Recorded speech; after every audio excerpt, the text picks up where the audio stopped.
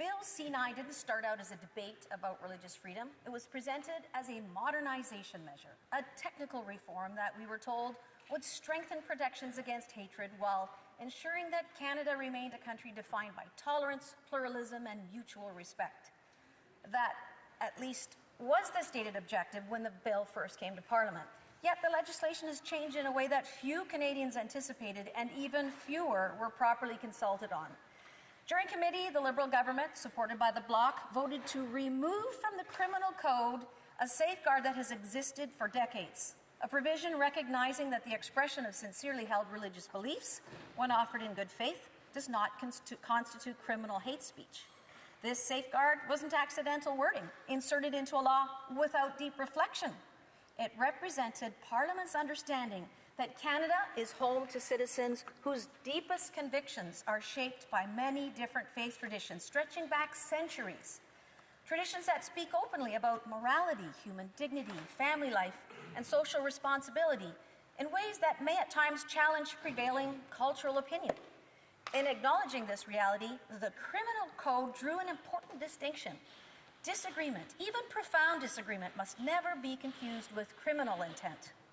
When religious communities across Canada began raising concerns about the removal of this safeguard, concerns voiced by Jewish congregations, Christian churches, Muslim organizations, Sikh gurdwaras, Hindu temples, and Buddhist communities, the government responded by introducing what it described a clarifying language, assuring Canadians that nothing essential had changed and that religious expression would remain protected under the bill. However, when you take a closer look at this so-called clarification, a fundamental question arises. If religious expression truly remains protected, if sermons, scripture reading, and theological teaching and moral discussions are still lawful, then why remove the explicit protection which guaranteed that certainty from the criminal code in the first place? For decades, the criminal code contained something very concrete, a good faith religious defense recognizing that sincerely held religious teaching, expressed honestly and without intent to promote hatred or violence, fell outside criminal sanction. That clarity mattered, not only because it guided prosecutors when deciding whether charges were appropriate, but also because it reassured ordinary Canadians that the practice of their faith expressed peacefully and in good conscience would not suddenly expose them to criminal charges. Yet, the government now proposes to replace that certainty with verbal reassurances alone, asking Canadians simply to trust that their freedom remains secure, even as the explicit protection that guaranteed them is removed from the law. But verbal reassurance is not the same thing as protection. And so I rise today with a sober sense of duty, because the responsibility now falls to the members of this House to defend the religious freedom of Canadians.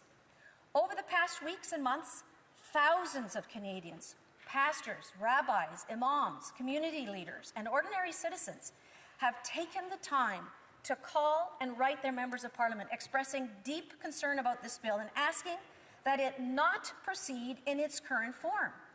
Yet, despite those voices, the government has chosen to press ahead, even shutting down debate in an ironic twist of government censorship of free speech. If the government were confident that Bill C-9 represented sound legislation capable of withstanding careful examination, it would welcome debate and allow amendments to be discussed openly. It would permit members of Parliament to do the work Canadians sent them here to do, to examine legislation thoughtfully before it becomes law. Instead, the government that insists Bill C-9 is necessary to regulate harmful speech is now censoring debate on its own censorship bill. Religious freedom holds a unique place among our democratic liberties because it speaks not simply to opinion but to belief, to the deeply held convictions through which people understand duty, morality, and the meaning of their lives. History shows us again and again that when governments attempt to control belief, even claiming to preserve harmony or protect the public good, the result is rarely unity and almost never justice. Over centuries, societies have learned that peace in diverse country is not achieved by forcing everyone to agree, but by allowing people with very different beliefs to live together without fear that the state will dictate what they must believe. History gives us a lot of examples of what happens when governments try to control belief. A friend of mine recently shared the story of Guru Tegh Bahadur, the ninth guru of the Sikh faith. In the 17th century, during a time of increasing religious pressure in Mughal India, Hindu families from Kashmir were being forced to abandon their faith and convert under the authority of the state.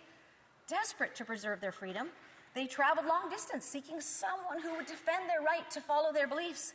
They turned to Guru Tegh Bahadur, a Sikh spiritual leader, because they believed he understood something essential, that freedom of conscience belongs to every person. Guru Tegh Bahadur could have chosen silence and avoided confrontation with imperial power. Yet he understood that once a government claims the authority to dictate belief for one community, the freedom of everyone becomes vulnerable. Knowing that risk, he refused demands that he convert or force others to convert. For that stand, he was imprisoned and ultimately executed in Delhi in 1675, in defense of the right of a faith community to exist. For this reason, he is remembered in Sikh tradition as the Shield of India, because his sacrifice protected the freedom of others. His life reminds us a truth that reaches across centuries and cultures. Religious liberty can't be divided. When it's taken from one group, it eventually becomes fragile for everyone. And that lesson echoes throughout history, because societies thrive when people are free to speak openly about their convictions, even when those convictions challenge the thinking of the day.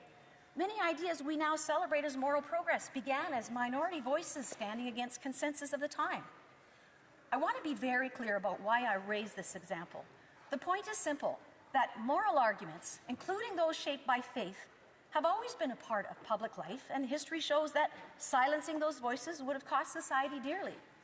Few stories show this more clearly than the life of William Wilberforce.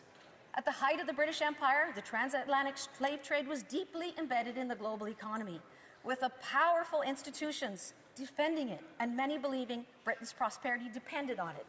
To oppose slavery at that time was widely seen as extreme, yet Wilberforce, guided by his Christian faith, believed moral responsibility required action. He began a decades-long struggle in Parliament, standing year after year to argue for abolition while facing defeat, ridicule, and warnings that his efforts threatened Britain's economy. For nearly 20 years, his efforts failed, but perseverance eventually prevailed when Parliament abolished the slave trade in 1807. What began as an unpopular moral conviction ultimately reshaped law and history. The lesson is clear. Freedom of expression doesn't exist simply to protect views that are comfortable or widely accepted. It exists to protect voices that challenge the thinking of the moment.